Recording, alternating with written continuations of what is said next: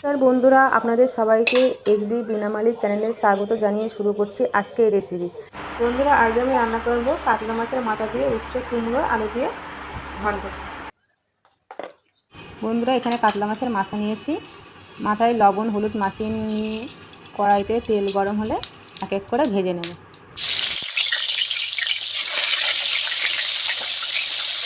মাছের মাথা ভাজা হয়ে গেছে, তুলে নেব।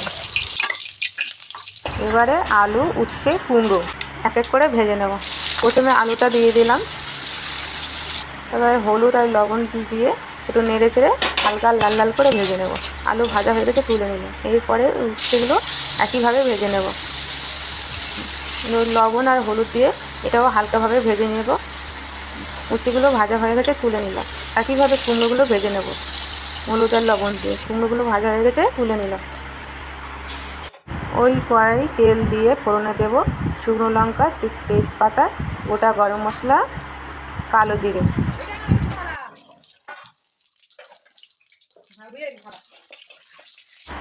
এবারে পেঁয়াজ কুচিগুলো দিয়ে দেব। পেঁয়াজটা ভাজা ভাজা হয়ে গেলে আদা রসুন কাঁচা লঙ্কার পেস্ট দিয়ে মশলাটা কষিয়ে নিয়ে লবণ, হলুদ গুঁড়ো,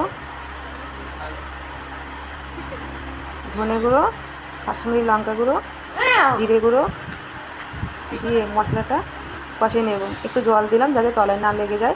তারপর টমেটো পেস্ট দিয়ে আবারও মশলাটা কষিয়ে নিতে হবে যতক্ষণ না টমেটোর কাঁচা গন্ধটা যায়।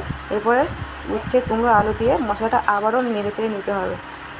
তারপর মাছের মাথাগুলো দিয়ে আবারও সবজিগুলোর সঙ্গে ভালো করে কষিয়ে নিতে হবে। সব কিছু কষানো হয়ে গেছে, জল দিয়ে ঢাকা দিয়ে দিলাম। 10 মিনিট হয়ে গেছে। এবার ঢাকনাটা তুলে দেখব আমাদের তরকারি রেডি হয়ে গেছে।